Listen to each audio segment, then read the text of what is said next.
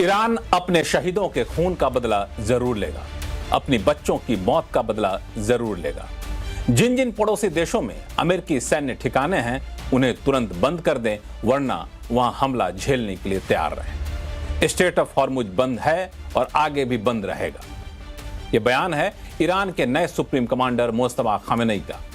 America Israel के हमले में अपने पिता और ईरान के सुप्रीम कमांडर आयतुल्ला खामेनेई की मौत के बाद ईरान के सुप्रीम कमांडर की कमान संभालने वाले मुस्तफा खामेनेई का यह पहला बयान आया है। उधर दोनों तरफ से हमले लगातार जारी हैं। ईरान की राजधानी तेहरान में कई धमाके आज भी सुने गए। इराक ने अपने ऑयल पोर्ट का ऑपरेशन बंद कर दिया है।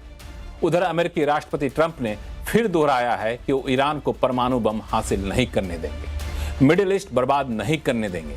यानी दोनों तरफ से न सिर्फ सैन्य हमले जारी हैं, बल्कि दोनों तरफ के बयान कहीं से भी युद्ध थमने के संकेत नहीं दे रहे। ऐसे में इस युद्ध का अंजाम क्या होगा, आज आवाज अड्डा में करेंगे इसी पर खास चर्चा। नमस्कार, मैं हूं लक्ष्मण राय और चर्चा में शामिल होने वाले अपने मेहमानों से आपका परिचय करा दूं। सबसे पहले हमारे साथ जुड़ रहे हैं पूर्व डिप्लोमेट डॉक्टर औसफ सईद साहब। ये सऊदी अरब में एम्बेसडर रह चुके हैं, यमन, कतर जैसे देशों में भी भारत का प्रतिनिधित्व कर चुके हैं।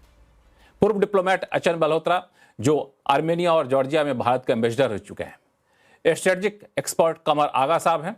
Defence expert retired major general K Sinha साहब हैं और वरिष्ठ पत्रकार शिवकांत शर्मा जी हैं।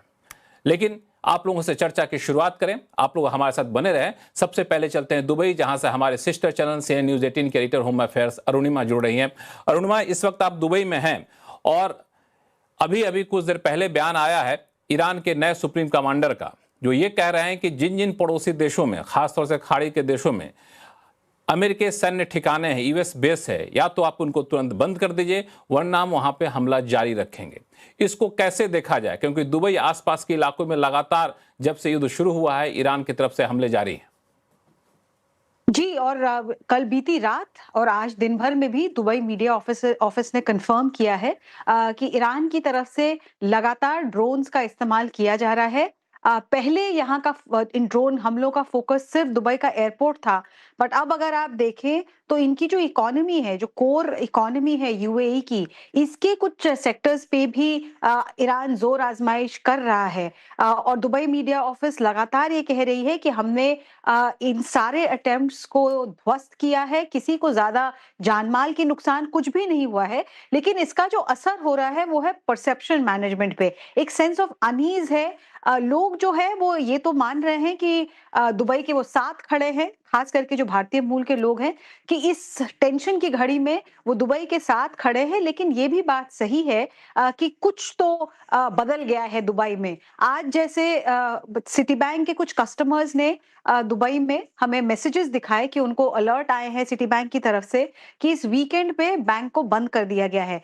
कुछ यूनाइटेड किंगडम और यूएस के बेस्ड जो बड़े कॉर्पोरेट्स हैं, मैं नाम नहीं ले रही हूं उनका, लेकिन कुछ जो बड़े कॉर्पोरेट हाउसेस हैं उनका भी डाउनटाउन दुबई में आज दफ्तर खाली कराया गया। तो जो ईरान की तरफ से और ईरान की लीडरशिप की तरफ से कहा जा रहा है, हालांकि शब्द उनके सैन्य ठिकानों को लेकर है, लेकिन उसका इम्पैक्ट सैन्य ठिकानों से बढ़कर अब इकोनॉमी पर आ रहा है। बट ये कहने के बाद भी मैं एक बार आपको दुबई डाउनटाउन की शक्ल दिखाना चाहूंगी। ये है दुबई डाउनटाउन और ये देखिए हाईवे जो है, ये अभी भी गाड़ियां इस पे लगातार रात भर चलती रही हैं, कल रात भी, इस वक्त भी।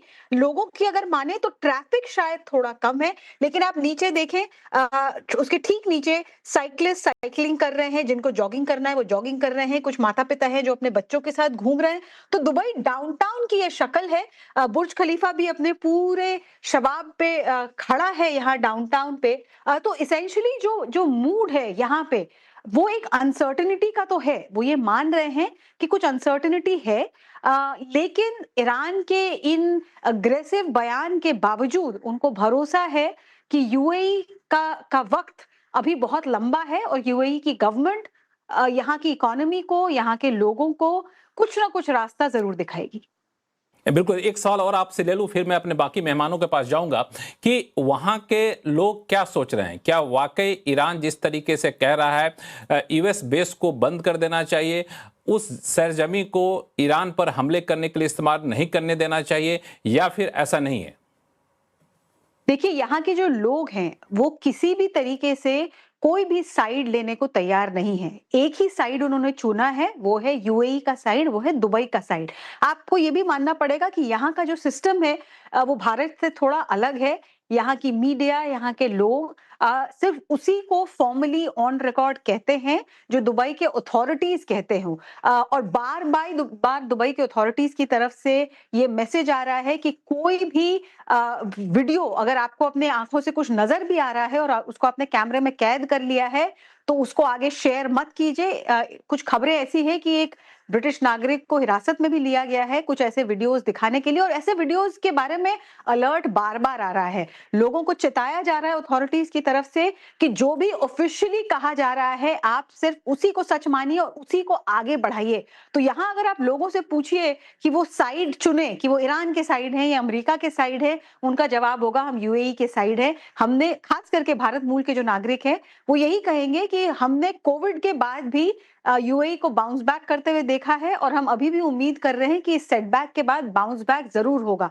लेकिन साथ ही ये भी मान रहे हैं कि अभी इस वक्त जो हो रहा है, चाहे आवाजाही चल रही हो, चाहे लोग अपने काम पे जा रहे हों, दफ्तर से वापस आ रहे हों, लेकिन एक सेंस ऑफ अनईज है। जब दफ्तरों को खाली करने का आदेश मिल रहा है उनके अपने एम्प्लॉयर्स की तरफ से, तो एक सेंस ऑफ अनईज है कि कल क्या होगा। खास तौर पे ये रमजान का महीना है, वर्क फ्रॉम होम डिक्लेयर कर दिया गया था सरकार की तरफ से, बहुत सारे लोग घर से काम कर रहे हैं। पर रमजान के बाद, ईद के बाद क्या, अगर ये वॉर उसके बाद भी कंटिन्यूड रहा, कब तक आप वर्क फ्रॉम होम या छुट्टियां डिक्लेयर करेंगे? कब तक आप बच्चों से कहेंगे कि स्कूल की छुट्टियां हैं? कभी तो आपको उन सबको वापस काम पे लौटने के लिए कहना पड़ेगा, स्कूलों में लौटने को कहना पड़ेगा। और ये जिस तरीके की अनसर्टेनिटी है कि कब कोई यूएवी कौन सी बिल्डिंग की तरफ रुख करे, इसको लेके लोगों के कोई बीच नहीं चिंता जानता। जरूर है। बिल्कुल चिंता होनी भी चाहिए। जिस तरीके की हमने तस्वीरें देखी हैं पिछले दिनों, वो वाकई चिंता की बात है। अरुणिमा, आप अपना ख्याल रखिएगा और बहुत बहुत धन्यवाद हमारे साथ जुड़ने के लिए। अब शुरू करते हैं हम लोग अपना चर्चा, जहां पे डॉक्टर औसफ सईद साहब, मैं सबसे पहले आपके पास जानना चाहूंगा, आप सऊदी अरब के एम्बेसडर भी रह चुके हैं। तो एम्बेसडर सईद, पिछले 13 दिन से जो वॉर के हालात हैं, जो युद्ध के हालात हैं, और अब जिस तरह के बयानात आ रहे हैं, आपको कहाँ ये पूरा वॉर जाता हुआ दिख रहा है? देखिए, ये मेरे हिसाब से ये वॉर कुछ और ज्यादा दिन चलेगा। इतना उसको कम समय में खत्म होने की मुझे नहीं कुछ उम्मीद लगती है। क्योंकि एक तो जो 3 डिमांड जो ईरानी साइड ने रखी है, पहली साइड उन्होंने ये रखा है कि उनको कंपनसेशन दिया जाए जो उनका नुकसान हुआ है। दूसरा उन्होंने ये कहा कि जो जितने यूएस बेसेस है मिडल ईस्ट में, वो सारे बेसेस को बंद किया जाए, तो तभी कुछ बात हो सकती है। तो ये एक समझे एक बड़ी कड़ी शर्त है जो यूएस और इजराइल शायद मानने के लिए तैयार नहीं होंगे। आपने देखा है जिस तरह का बयान प्रेसिडेंट डोनाल्ड ट्रंप ने कहा कि वो तो कहते हैं कि वार हम जल्दी ही खत्म कर रहे हैं, लेकिन मुझे नहीं लगता कि ईरान जैसे देश के साथ जो युद्ध हो रहा है वो जल्दी खत्म होएगा। लेकिन उसके साथ साथ मुझे ये भी उम्मीद है कि कुछ बैक चैनल डिप्लोमेसी भी चल रही है, जो शायद न्यूज में उतना नहीं आ रहा है, लेकिन कोशिशें हो रही है। आपने देखा पिछले दिनों रशियन प्रेसिडेंट पुतिन और प्रेसिडेंट ट्रंप की भी बातचीत हुई। चाइना ने भी ऑफर किया कि हम मीडिएट करेंगे।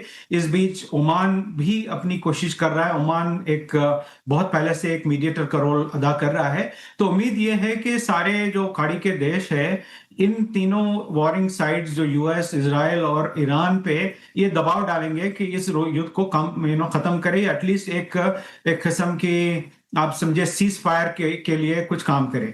और सबसे अहम बात यह है कि अगर ये पीस निगोशिएशंस को अगर चांस दिया जाता तो शायद ये युद्ध की जरूरत ही ना पड़ती, क्योंकि 3 राउंड्स ऑफ डिस्कशन हो गए थे ओमान के मीडिएशन में और लगभग ईरान कई चीजों के लिए तैयार भी हो चुका था। लेकिन इसके बावजूद भी ये यूएस और इजराइल की तरफ से ईरान पर हमला हुआ और ये सारा फिर अब ये लूप चल रहा है।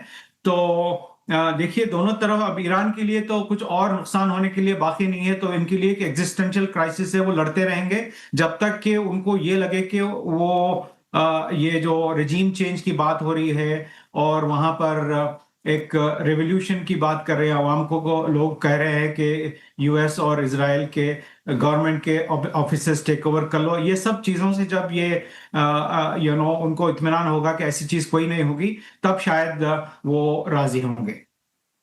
हालांकि ये होगी, इसकी संभावना अभी फिलहाल तो दूर दूर तक दिख नहीं रही, लेकिन आपने कहा बैक चैनल डिप्लोमेसी चल रही है, जिसके संकेत अलग अलग तथ्यों से मिल रहे हैं। ये